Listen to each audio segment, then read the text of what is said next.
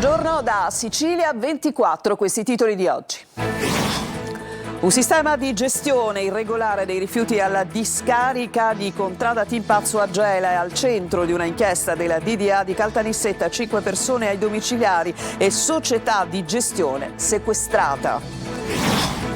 Agrigento, blitz della squadra mobile all'ufficio tecnico del comune nell'ambito di un'inchiesta su presunte irregolarità negli appalti pubblici, indagati 15 tra funzionari e imprenditori per una gara da oltre 3 milioni di euro sulla manutenzione della strada Mosella. Allarme sicurezza nel centro storico di Palermo, residenti e turisti segnalano furti, molestie e spaccio. Via Macheda e la Vucciria restano al centro delle denunce e delle richieste di controlli. Catania è ancora a caccia agli altri componenti del comando armato coinvolto nella sparatoria dell'11 giugno in piazza Beppe Montana. Arrestati finora 3 presunti appartenenti al clan Cappello. La prima domenica d'estate in Sicilia è stata segnata dal caos, code chilometriche e automobilisti bloccati per ore sotto il sole, disagi lungo le principali arterie tra cantieri, incidenti e ombrelloni aperti in corsia d'emergenza per difendersi dal caldo.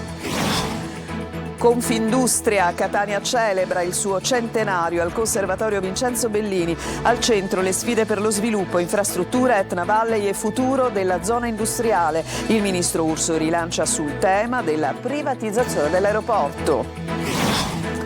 Calcio, il Catania accelera per la scelta dell'allenatore con Longo, Gorgone e altri nomi in corsa. Il tecnico sarà la chiave per sbloccare mercato e progetto rossazzurro.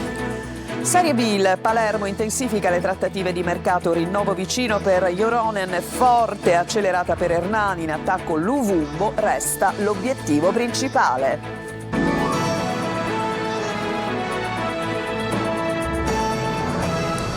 Una notizia in apertura: il cadavere di un uomo di circa 40 anni è stato trovato dentro un'auto in contrada Muraglie Mele tra Floridia e Siracusa. Sono stati alcuni automobilisti a notare il veicolo fermo. Sul posto sono arrivati i vigili del fuoco, il personale del 118 e i carabinieri che conducono le indagini. Ovviamente vi faremo avere aggiornamenti su questo caso nel corso delle prossime edizioni del nostro telegiornale.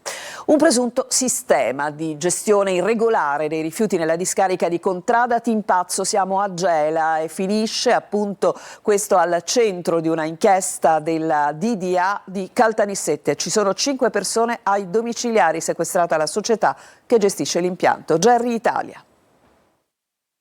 Arresti domiciliari per il manager di impianti SRR Giovanna Picone, per i tecnici Salvatore Parlatore e Giuseppe Bellavia e per i responsabili d'area della discarica di Timpazzo Angelo Collodoro e Salvatore Falduzza. È il risultato dell'operazione dei carabinieri del nucleo operativo ecologico di Caltanissetta e del reparto territoriale di Gela, coordinata dalla DDA Nissena.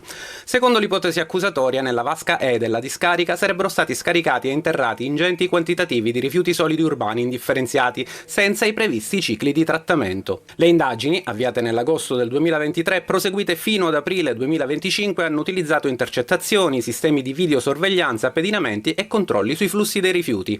Gli investigatori contestano almeno 1.200 presunte operazioni irregolari per un quantitativo stimato tra le 10.000 e le 12.000 tonnellate di rifiuti movimentati e conferiti senza le procedure previste. Nel mirino anche la gestione dei rifiuti organici. Secondo la ricostruzione degli inquirenti sarebbero finiti in discarica senza il necessario trattamento di stabilizzazione, una circostanza che avrebbe favorito frequenti episodi di incendio. Il GIP del Tribunale di Caltanissetta ha disposto anche il sequestro preventivo della società impianti SRR Ato 4 Caltanissetta Provincia Sud, che gestisce il sito e il servizio rifiuti per diversi comuni dell'ambito. Nominato un commissario giudiziale per garantire la continuità del servizio, mentre l'inchiesta prosegue per accertare eventuali ulteriori responsabilità. Perquisizioni e sequestri all'ufficio tecnico del comune di Agrigento. La squadra mobile indaga su presunte irregolarità negli appalti pubblici. 15 gli indagati al centro dell'inchiesta, la gara da 3,2 milioni di euro per i lavori sulla strada Mosella. Davide Sardo.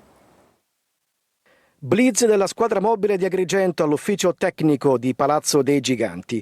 I poliziotti hanno perquisito gli uffici e sequestrato documenti nell'ambito di un'inchiesta della Procura su presunte irregolarità negli appalti pubblici. 15 gli indagati, 9 dei quali destinatari di perquisizione. Tra loro 2 funzionari comunali e imprenditori di Favara. Al centro dell'indagine la gara da 3.200.000 euro per la manutenzione della strada Mosella che collega le statali 640 e 115. Secondo l'accusa, un funzionario e un tecnico avrebbero alterato il computo metrico dei lavori, gonfiando le voci di spesa per oltre 400.000 euro e ipotizzando pagamenti per opere mai eseguite. Un altro tecnico, inoltre, avrebbe ritardato le lavorazioni per fare pressione sull'impresa e ottenere una consulenza esterna da oltre 100.000 euro. Il materiale sequestrato sarà ora analizzato per ricostruire i rapporti tra pubblica amministrazione e imprese coinvolte. Le indagini proseguono.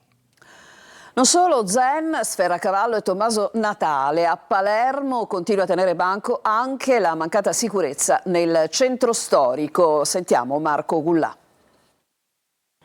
Risse, rapine, molestie ai turisti, spaccio di droga H24. Non è un girone dantesco, bensì il centro storico di Palermo. Nonostante appelli e denunce, la parte centrale della città continua ad essere territorio di bande che terrorizzano residenti e turisti. Una signora ci dice, dalle 17 in poi via Macheda e tutte le vie limitrofe diventano invivibili. L'ultimo episodio qualche giorno fa, un turista tedesco malmenato da un gruppo di giovanissimi. Una rapina però andata male perché il tedesco ha reagito e messo in fuga i malviventi, tutti stranieri, che si sono poi dileguati per le vie del centro storico. Non bastano 60 telecamere, fermo restando che ci sono ormai telecamere dappertutto, ogni commerciante si dota proprio di delle telecamere proprie, quindi noi pensiamo che abbiamo bisogno di risorse umane che veramente facciano prevenzione, a partire anche dalla polizia municipale, perché le strade devono essere gestite anche dalla polizia municipale dal punto di vista di viabilità,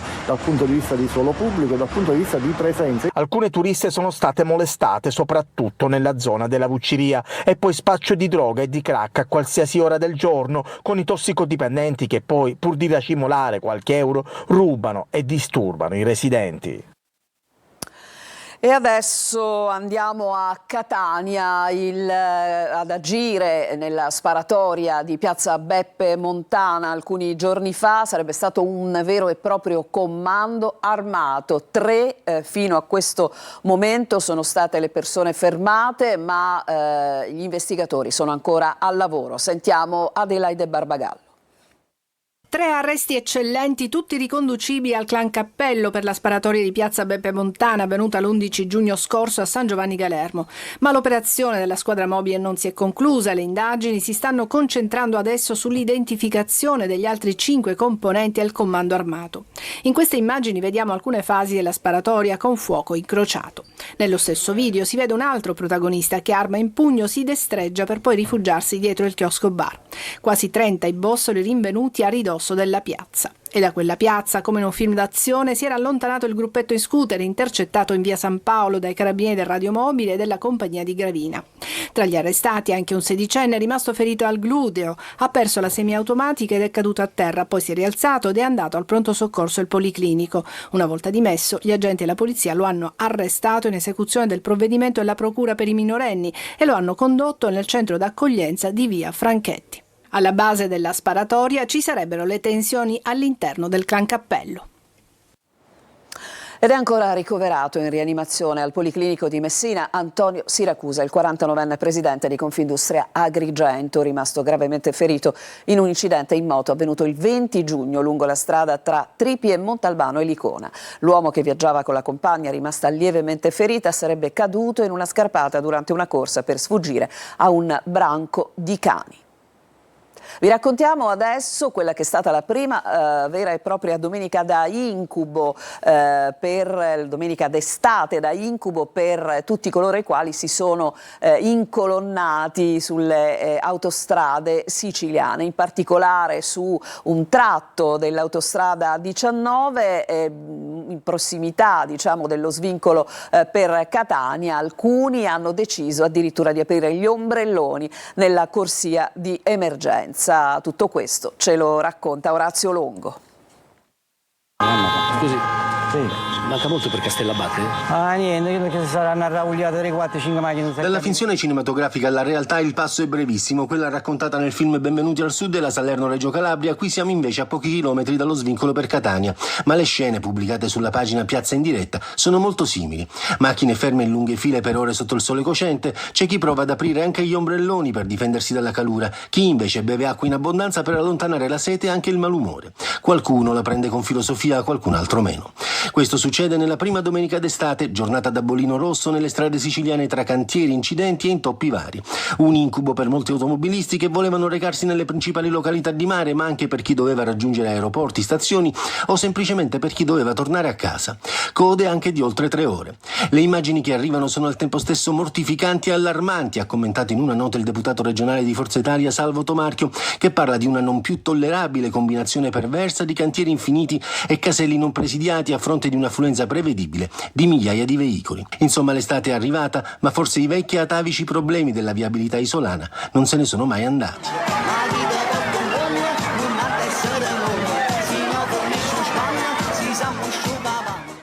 Andiamo a Lipari, dove è grave l'emergenza idrica con rubinetti a secco e intere aree dell'isola prive di approvvigionamento regolare. Il malfunzionamento del dissalatore ha ridotto drasticamente la disponibilità di acqua, aggravando una situazione già critica. Il sindaco Gullo ha lanciato un appello urgente alla Regione per l'invio immediato di navi cisterna e l'attivazione di interventi straordinari per fronteggiare il grave disagio per residenti e turisti. Non solo giovani che vanno via, adesso il Sud e la Sicilia cominciano a perdere anche i manager. Un costo sociale insostenibile. Se all'inizio degli anni 2000 l'emigrazione riguardava solo il 20% dei laureati, adesso la quota ha superato il 60%. Manlio Viola.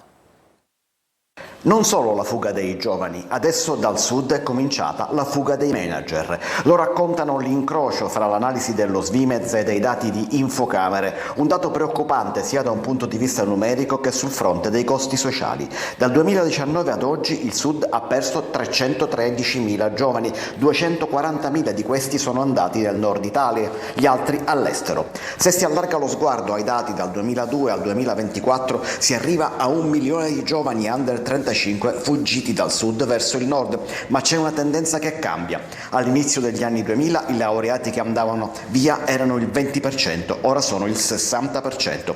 Circa 200.000 di questi giovani ora ricoprono ruoli manageriali di responsabilità. Il fortino dei manager siciliani è Palermo, giovani motivati a restare ma che adesso iniziano ad andare via lo stesso. Insomma, la Sicilia spende risorse per formare giovani talenti e poi li disperde, e rischia di disperdere anche la propria classe dirigente e dunque il proprio futuro. I motivi non sono soltanto economici o di opportunità che l'isola non riesce a offrire. L'81% dei giovani non crede che la Sicilia cambierà. Ma il problema del Sud adesso diventa anche un problema italiano. Se il Nord attrae i giovani del Sud, lo stesso appeal ce l'hanno le offerte estere nei confronti dei manager italiani, e le migrazioni estere dei cervelli costano all'Italia circa 3 miliardi di euro ogni anno. Tutti i dati dei quali i manifesti della restanza e le politiche giovanili dovranno tenere conto nei prossimi 3 o 5 anni, prima che la tendenza all'impoverimento umano diventi tale da non poter più essere invertita. Un secolo di impresa tra radici storiche e innovazione. A Catania compleanno speciale per Confindustria che celebra i suoi 100 anni. Adelaide Barbagallo. Confindustria Catania taglia il traguardo dei 100 anni e celebra la sua 100ª assemblea pubblica nella cornice del Conservatorio Vincenzo Bellini. Fa il punto sul patrimonio industriale della città, tra sfide infrastrutturali e alta tecnologia. Un secolo di intuizioni, lavoro e capacità competitiva, come sottolinea Maria Cristina Busi Ferruzzi, prima donna alla guida dell'associazione Etnea. Io ho una grandissima ammirazione per i pionieri. I primi che hanno avuto l'inventiva, la creatività, il coraggio e la forza di fare impresa 100 anni fa. Se siamo qui e dove siamo, che siamo veramente importanti perché siamo la zona industriale più evoluta di tutto il Mezzogiorno, in gran parte lo dobbiamo a questi pionieri, che sono aziende che esistono ancora, tant'è vero che io ne ho acquistata una che ha 102 anni.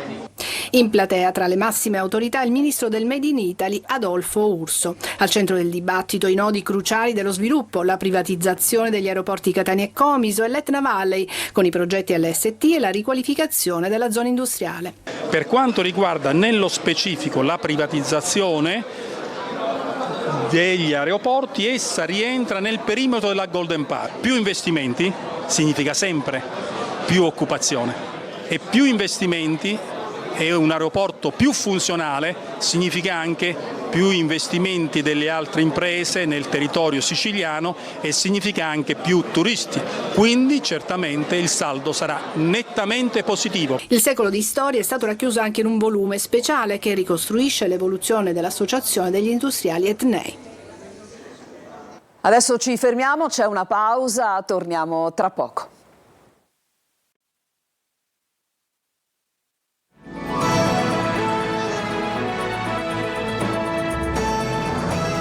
E siamo tornati in studio, una storia che unisce sport, resilienza e impegno civile. Andrea Lanari, atleta paralimpico, ha attraversato il tratto costiero Punta Secca, Marina di Ragusa a nuoto senza mani. Veronica Barbarino.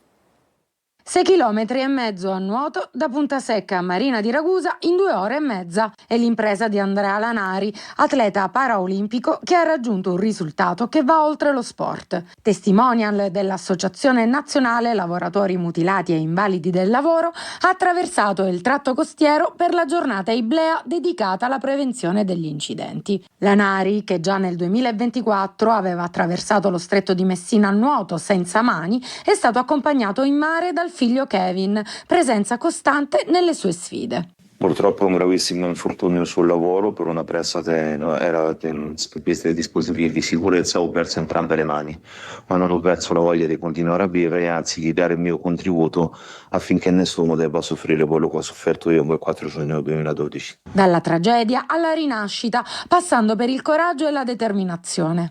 C'è tanto allenamento, ci sono sempre io mediamente quelle 2-3 ore di moto per 2-3 volte a settimana, nonostante la vita ti mette di fronte a delle grosse difficoltà. Se uno ha la giusta voglia, la giusta caparbietà, la giusta grinta e le giuste persone che ti stanno intorno, si possono ottenere risultati impensabili. Una testimonianza forte che riporta al centro un tema drammaticamente attuale, ricordando che la sicurezza sul lavoro non è un'opzione ma una priorità.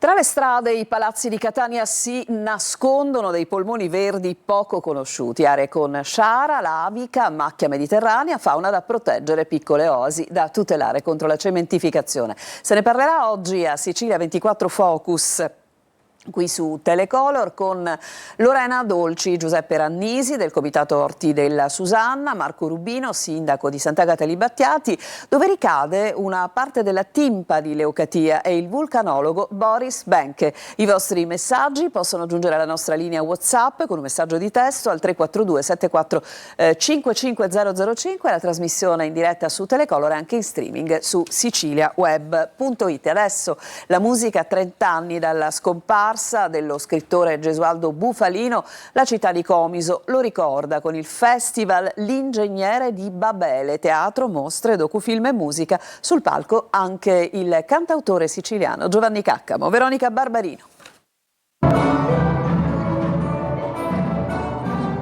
Una serata di intensa suggestione nel loggiato di Piazza delle Erbe a Comiso per celebrare Gesualdo Bufalino. Tra gli appuntamenti del festival, L'Ingegnere di Babele, dedicato allo scrittore, Giovanni Caccamo in concerto. Il cantautore siciliano, accompagnato dalla Sicily Orchestra, ha offerto al pubblico un viaggio narrativo ed emotivo fatto di intrecci tra le sue composizioni e quelle di altri autori, tra cui Franco Battiato.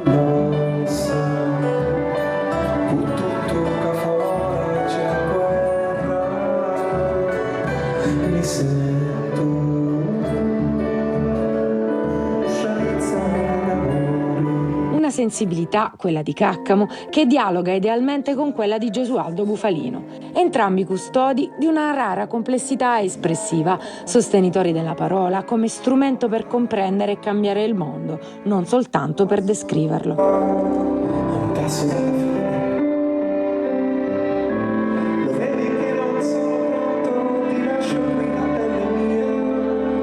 Fino al 2 luglio a Comiso non solo musica per ricordare il compaesano scrittore a 30 anni dalla sua scomparsa, ma anche mostre, docufilm e rappresentazioni teatrali. E adesso ci fermiamo, c'è un'altra pausa, torniamo con il calcio per occuparci di Catania e Palermo.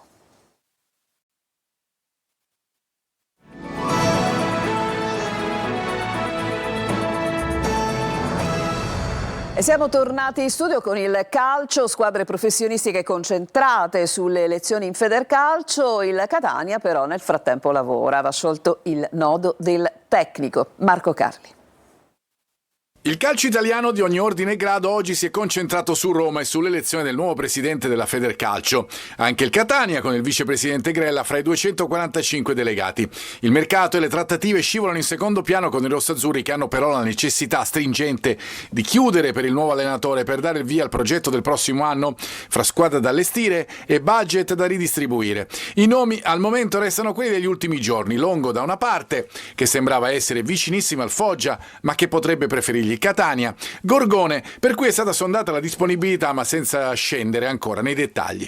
Alle spalle gli altri, dal sempreverde Diana, Troise, e se ne potrebbero aggiungere in futuro, magari fra quelli già accostati agli etnei. Scelta decisiva che apre le porte ad altri discorsi legati ad una rosa ampia, che comprende anche rientri dai prestiti, con giocatori che se non funzionali al progetto devono essere liberati, alcuni in modo oneroso, rendendo in tal caso meno facile poi operare sul mercato in entrata per centrare il doppio obiettivo di ringiovanire la rosa e abbassare il monte ingaggi. Un nodo non di facile soluzione che riguarderà il lavoro del direttore sportivo Varrà e della dirigenza solo dopo aver sciolto l'altro nodo, quello dell'allenatore, a cui affidare il progetto tecnico.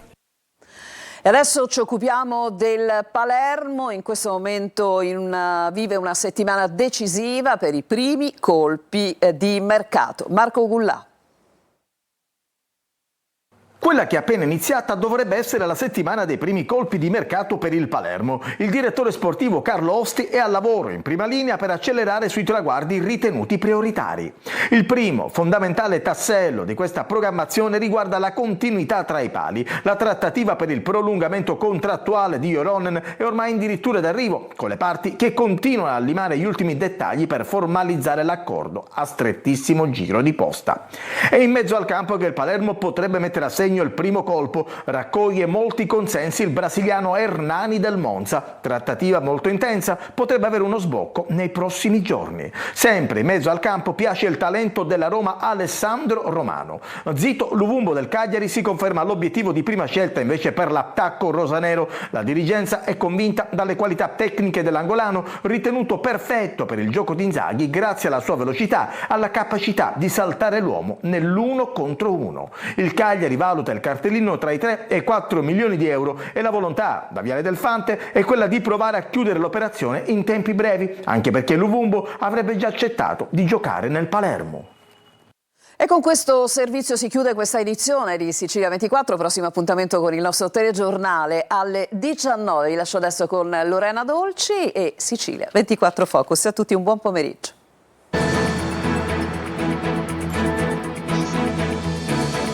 Entra nel mondo dell'informazione con l'app Sicilia Web.